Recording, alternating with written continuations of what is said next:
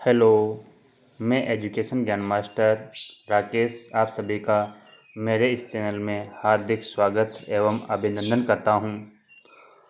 आज हम इस वीडियो के अंतर्गत स्कूल व्याख्याता स्कूल लेक्चरर का जो फर्स्ट पेपर है जीके वाला, उसका जो संपूर्ण सिलेबस है उसका विश्लेषण करेंगे इस वीडियो के अंतर्गत। इसलिए वीडियो को बिना स्किप किए हुए पूरा देखें, जिससे कि आपको कंप्लीट सिलेबस की डिटेल पता चल सके। देखो, हम शुरुआत करते हैं। सबसे पहले history of Rajasthan and Indian history with special emphasis on Indian national movement. ये इतिहास का भाग है। इसमें राजस्थान इतिहास और साथ में ही भारतीय इतिहास और नेशनल मूवमेंट पर सबसे ज़्यादा प्रश्न पूछे जाते हैं। और इस भाग से आते हैं 15%। कितने परसेंट? 15%। और एक प्रश्न 2 नंबर का होता है, इसलिए कुल अंक हो गए 30 अंक। उसके बाद जो दूसरा है वह है mental ability test, statics secondary level, mathematics secondary level और लैंग्वेज एबिलिटी हिंदी और इंग्लिश। इसमें मेंटल एबिलिटी के लगभग 3-4 प्रश्न आते हैं, मैथमेटिक्स के भी 3-4 और हिंदी इंग्लिश के भी 3 या 4 का रेशियो रहता है। कुल मिला के इनका जो औसत अनुपात है वो 5% का रहता है कि एक सब्जेक्ट में से 5 प्रश्न आएंगे। जैसे मैथमेटिक्स के 5, मेंटल एबिलिटी के 5, हिंदी के 5 और इंग्लिश के 5। कुल मिला के चारों के 20 प्रश्न हो गए। और 20 प्रश्न, एक प्रश्न 2 अंक का होता है, इसलिए 20 प्रश्न हो गए 40 अंक के। उसके बाद है करंट अफेयर्स। जो आपकी डेली करंट अफेयर्स है वह 1 साल पीछे का या 2 साल पीछे का जो करंट अफेयर्स है वह पूरा पढ़ के जाए। इसलिए आप करंट अफेयर के टोटल आते हैं 10 प्रश्न और 10 प्रश्न 20 अंक के रहेंगे। कितने अंक के? 20 अंक के, क्योंकि प्रत्येक प्रश्न 2 अंक का है। उसके बाद चौथा है general science, Indian polity, geography of Rajasthan. इनमें भी 5-5 प्रश्नों का रेशियो रहता है कि 5 प्रश्न साइंस के, 5 प्रश्न पॉलिटी के और 5 प्रश्न ज्योग्राफी ऑफ राजस्थान के पूछे जाएंगे। तो टोटल प्रश्न हो गए 15 प्रश्न और प्रत्येक प्रश्न 2 अंक का, इसलिए कुल मार्क्स हो गए 30 अंक का। उसके बाद लास्ट जो है वह है एजुकेशन मैनेजमेंट, एजुकेशन स्केन्यू in Rajasthan, right to act education 2009। ये स्कूल मैनेजमेंट वाला भाग है। इसमें से टोटल 15 प्रश्न पूछे जाते हैं और 15 प्रश्न 30 अंक के हो गए, क्योंकि प्रत्येक प्रश्न 2 अंक का है। इस प्रकार कुल मिलाकर जो प्रश्नों की संख्या है वह रहेगी 75 प्रश्न आएंगे और वह 75 प्रश्न 150 अंक के होंगे। 150 अंक मतलब 150 अंक के। और इसके लिए आपको 1 घंटा और 30 मिनट का समय मिलेगा। कुल मिला के 90 मिनट में आपको 75 प्रश्न करने हैं। कितने? 75 का सॉल्यूशन करना है। इसमें देखो, all the questions in the paper shall be multiple choice type questions. सारे की सारी मल्टीपल चॉइस टाइप क्वेश्चन आएंगे और इसमें जो नेगेटिव मार्किंग रहेगी वह रहेगी 1/3। मतलब यदि आपके 3 प्रश्न गलत हैं तो आपका एक जो सही प्रश्न है वह काटा जाएगा। ठीक है। उसके बाद आगे देखते हैं ड्यूरेशन ऑफ द पेपर्स। ये 1.5 घंटे का पेपर होगा। अब इन सभी सब्जेक्ट्स की जो डिटेल से इसका जो सिलेबस है वह मैं आपको दिखा रहा हूँ, इसलिए वीडियो को बिना स्किप करते हुए पूरा देखने का प्रयास करें। मतलब पूरा वीडियो आपको वॉच करना है। मैं दिखाता हूँ आपको संपूर्ण सिलेबस। देखो, सबसे पहले general awareness and general studies का ये पेपर होता है। पहला पेपर जो 75 नंबर का होता है और 75 प्रश्न आते हैं और ये टोटल 150 अंक का होता है। कितने अंक का? 150 अंक का। तो देखो, इसमें जो पहला पार्ट रहेगा वह history of Rajasthan and Indian history with special emphasis on Indian national movement. भारतीय राष्ट्रीय आंदोलन जो है उसमें से सबसे ज़्यादा प्रश्न पूछे जाते हैं। इसके अंतर्गत development of art, science, literature during Maurya and गुप्त पीरियड्स। मौर्य साम्राज्य और गुप्त साम्राज्य के जो आर्ट कल्चर रहा उसके बारे में प्रश्न पूछे जाएंगे। उसके बाद Indian ancient Indian education system और education institution of learning and Indian cultural expression awards. मतलब इसके अंतर्गत आपको भारतीय राष्ट्रीय जो एजुकेशन सिस्टम था उसके बारे में पूछा जाएगा कि किस प्रकार से हमारा जो शिक्षा की प्रणाली वो किस प्रकार से आगे ग्रोथ की। उसके बाद grow of education during British period, freedom struggle, 1857 की क्रांति आएगी। उसके बाद हमारे प्रमुख राष्ट्रीय आंदोलन, और इसके बाद पाल वंश,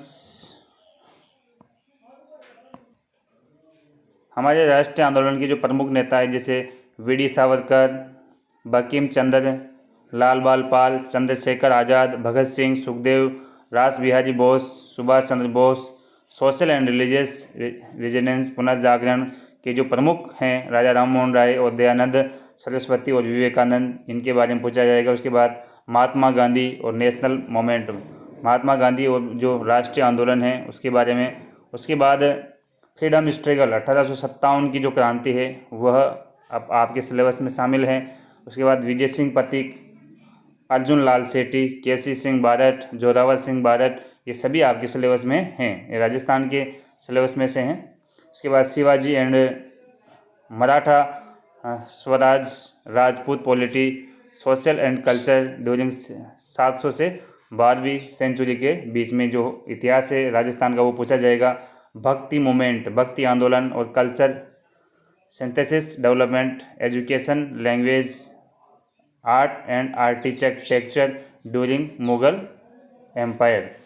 उसके बाद Maharana Pratap struggle with the Mughals, Maharana Pratap का जो है ये सबसे महत्वपूर्ण टॉपिक है, इसमें से हर साल 1-2 प्रश्न पूछे ही जाते हैं। उसके बाद जो दूसरा पार्ट है वो है मेंटल एबिलिटी का। मेंटल एबिलिटी के लगभग 5 प्रश्न आते हैं, उसमें स्टैटिस्टिक्स भी शामिल है जो सेकेंडरी लेवल तक की पूछी जाती है। ये देख लो आप मेंटल एबिलिटी के जो हैं ये क्यूब्स वाला, लॉजिकल वेंस डायग्राम्स, ये पूरा का पूरा सिलेबस है जो मेंटल एबिलिटी में पूछा जाता है। उसके बाद मैथमेटिक्स, सेकेंडरी लेवल की जो मैथमेटिक्स के हैं वो पूछी जाती है, इसमें भी नॉर्मल मैथमेटिक्स आती है। ये देखो आप, इसमें आप देख सकते हो आराम से जो जो टॉपिक्स हैं आपके उसको आप रीड कर सकते हो। उसके बाद सामान्य हिंदी, अब सामान्य हिंदी के भी आपसे 5 प्रश्न पूछे जाएंगे और 5 प्रश्न लगभग 10 अंक के होते हैं। इसमें संधि, संधि विच्छेद, उपसर्ग, प्रत्यय, विपरीतार्थ शब्द, विलोम शब्द, अनेकार्थ शब्द, शब्द युग्म, शब्द शुद्धि, वाक्य शुद्धि, क्रिया, सकर्मक, अकर्मक और अंग्रेजी की परिभाषिक शब्दावली पूछी जाएगी।